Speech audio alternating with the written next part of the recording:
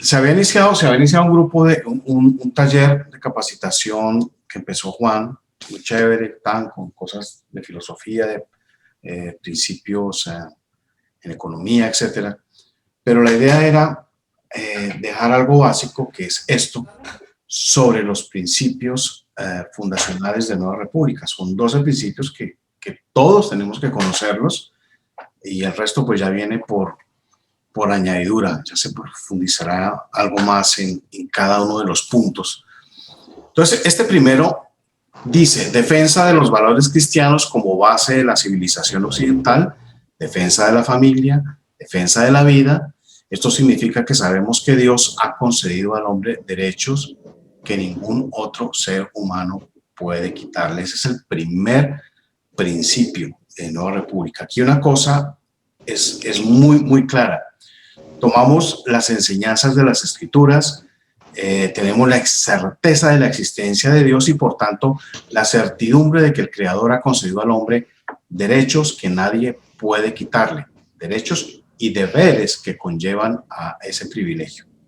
¿Qué significa esto para el tema que nos atañe con Nueva República?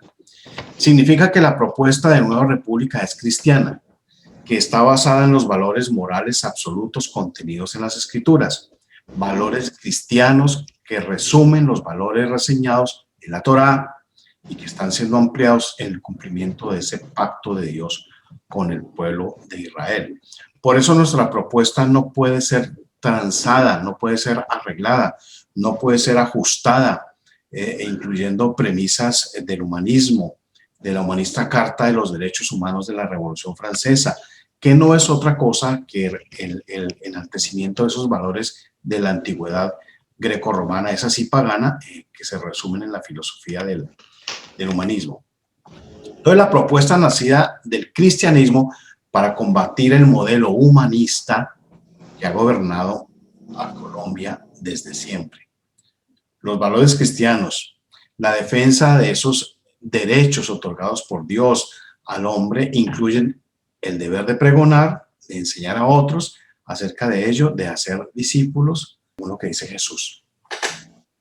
El hacer discípulos no es lo que la cristiandad hace, que es contar cuentecitos de hadas, de cuando nació Jesús, de lo lindo que era, de la vaquita comiendo allá, del burrito paseando por aquí, de que llegaron las estrellas, de que llegaron los angelitos y les cantaron, y ya.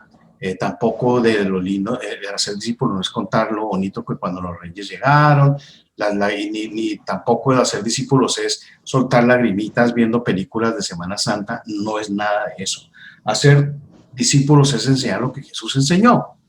Por eso él bien dijo: no he venido a traer paz. Dijo claramente: no crean que he venido a traer paz a la tierra. No vine a traer paz sino espada, porque he venido a poner conflicto.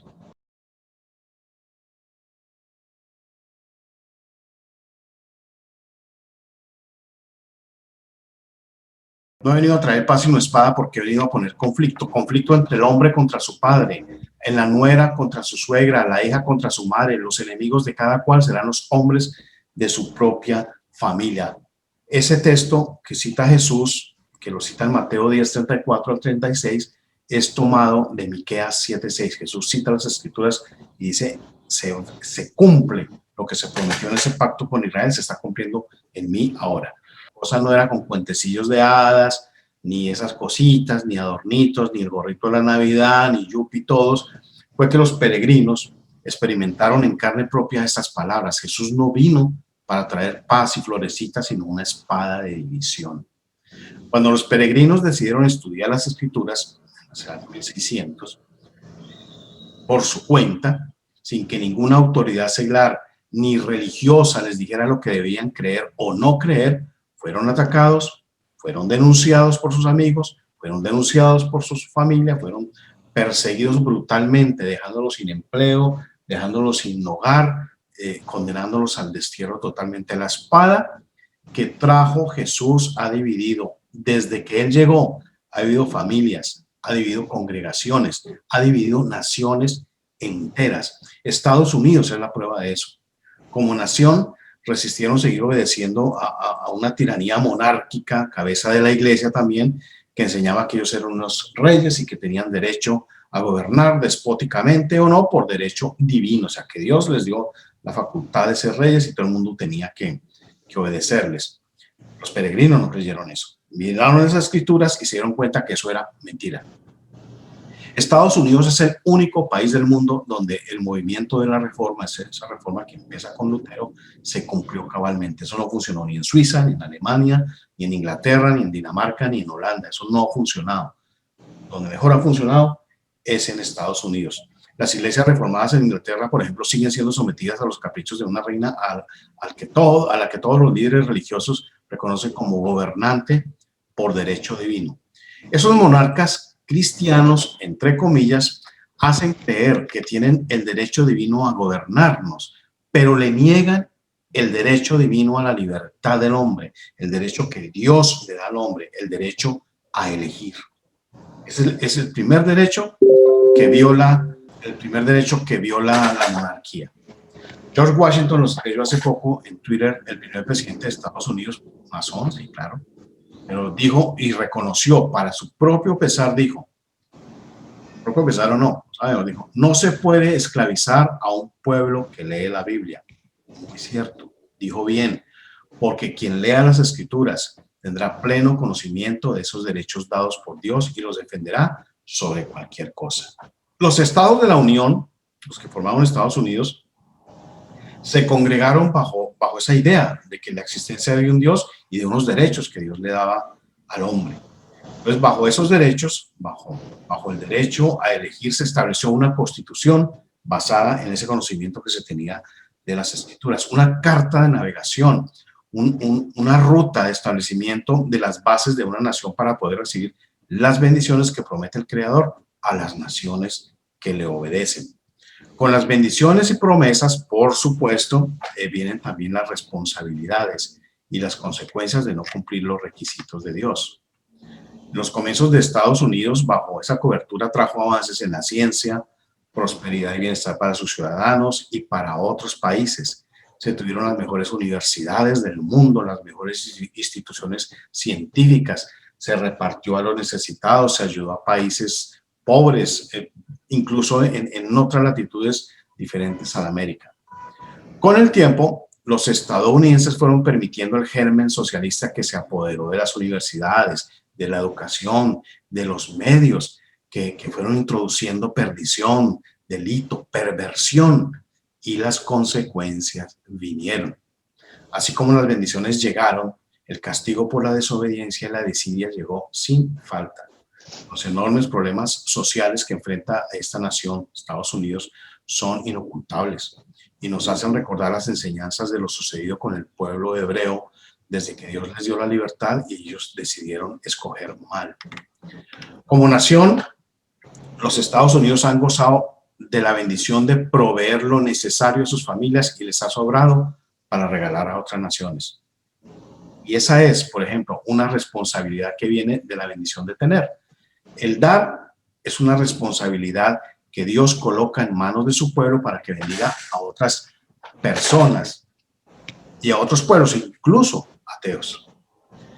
Este principio de dar es un valor absoluto, está contenido en las escrituras, es un principio que está siendo violado en nuestros países de América Latina, donde los gobernantes roban a los ciudadanos y los ministros de la cristiandad, por igual todo, roban a los tontos y crédulos feligreses que no conocen las escrituras y que se limitan a descargar la responsabilidad de leerla y estudiarla sobre los hombros precisamente de esos líderes que los escatiman, que los roban.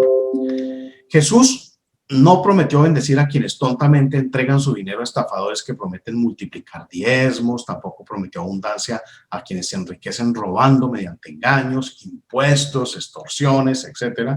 Cristianos o personas que buscan a Cristo entregan su dinero a predicadores ricos esperando que este hecho les multiplique ese diezmo. Eso no es caridad, eso no es generosidad, eso es avaricia. Están dando para recibir multiplicado lo que uno da. Eso es avaricia. La vida de abundancia, que es un principio cristiano, que promete Jesús, es una vida de dar a otros, de aplicar el principio, haz a otros lo que quieres que te hagan a ti. ¿Te gustaría ser ayudado cuando estés en escasez? Pues ayuda a otros que pasan tiempos de escasez. Es fácil. La misericordia es un principio cristiano que no aplica solo a la parte financiera, sino a todos los factores de la vida, en el trato diario, en la administración de justicia, en el cuidado de los desvalidos, de los necesitados. Y esto se aplica desde la vida individual y de familia como desde los términos de una nación. Son principios, valores absolutos morales sobre los cuales basamos estos principios de Nueva República. Cuando Dios habla de abundancia, no se refiere a que uno sea dueño de autos de lujo, mansiones, riquezas, todo lo que dice la Biblia, que la polilla se come. No, la abundancia es tener lo suficiente para vivir y para dar a otros. Eso es abundancia. La libertad que nos da Dios, la libertad de elegir, ha sido también usada mal, y hablo de los cristianos, no hablo de los impíos. Se supone que debemos conocer los principios cristianos. Se supone que sabemos que no tenemos nada que ver con la oscuridad. Se supone que no hacemos tratos con el mal, con los malvados. Pero la cristiandad sigue votando, sigue eligiendo socialistas ateos, mentirosos, que dicen creer en Dios, pero que apoyan toda esa agenda del mal, la perversión, el asesinato de niños, la injusticia, el robo mediante los impuestos altos. Y cuando esta persona muestra su verdadera cara anticristiana, y yo entonces, ay, lloramos, y ay, Dios mío, nos engañaron otra vez, ay, es que yo soy muy bueno, me dejé engañar. No, no y no. La excusa de no se engañaron no se aplica nunca. Segunda Timoteo 3:13 dice, mas los malos hombres y los engañadores irán de mal en peor, engañando y siendo engañados. Entonces, aquí no se está excusando al engañado, no. Las escrituras definen a los engañados como malos hombres, y lo son porque tienen el remedio, el antídoto contra el engaño, que son las escrituras. Eso es muy sencillo. Entonces, si como cristianos seguimos eligiendo personas que aprueben el asesinato de niños, los abortos, las violaciones a los niños y otras aberraciones que no son más que sacrificios de infantes a Moloch, somos igual de malvados a las personas que hacen estas cosas. Eso es clarísimo y es un principio, un valor moral absoluto que contienen las escrituras. Para el caso de Colombia, no podemos seguir eligiendo ese tipo de personas, no podemos seguir eligiendo el que diga Uribe, incluyendo promotores del aborto, patrocinadores de la delincuencia, de la drogadicción, socios de terroristas, y luego caer rendidos a los pies de Uribe cuando diga, ay, hijitos, me traicionaron. Y luego echa una poesía o lo escuchamos para hablar de Dios y todo, oh, qué bueno es él. Como cristianos tenemos las bendiciones, las promesas de Dios, la libertad que nadie nos puede quitar, pero de nosotros depende que no recibamos la maldición como individuo, familia o pueblo por desconocer e ignorar las responsabilidades que tenemos junto a las bendiciones. Esto es lo que significa el primer punto de la plataforma ideológica de Nueva República, sin más adornos. Eso es todo. ¿Preguntas? No, esta conferencia te la escuché el año pasado y obviamente nos reafirma muchísimo más en qué estamos sustentados y en qué nos paramos. Y yo siempre le he dicho a las personas que hay que volver al origen, porque en los orígenes tenemos la respuesta para todo y desde ese origen es imposible que nos vayamos a equivocar. Felicitaciones, Ricardo. Excelente. Me alegra y pues hay que seguir adelante. No sé si tienen un comentario Jason, Pablo, Villet, José. No, todo claro, Ricardo, todo claro. Sí, digamos, esto forma parte de la conferencia del nuevo ciclo que estoy dictando ahora, que tiene que ver el ser cristiano y la diferencia entre el ámbito personal y las responsabilidades como sociedad. Hay cosas que son de mi órbita personal y que incluyen la relación personal de Dios conmigo. Y hay cosas que incluyen unas responsabilidades como cristiano incluso que afectan a la sociedad. Esto es ser responsable ante Dios frente a nuestra sociedad. Hay que hablar de Dios, hay que hablar de las verdades de Dios, de las bendiciones de Dios, de lo que conlleva elegir mal, de lo que significa la libertad y de lo que puede significar para nosotros si como nación entregamos nuestras decisiones a Dios basándonos en las Escrituras.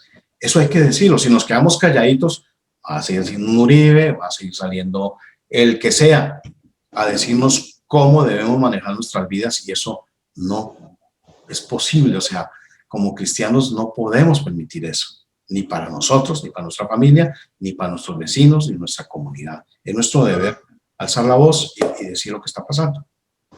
El deber moral que debe acompañar nuestro libre albedrío. Correcto.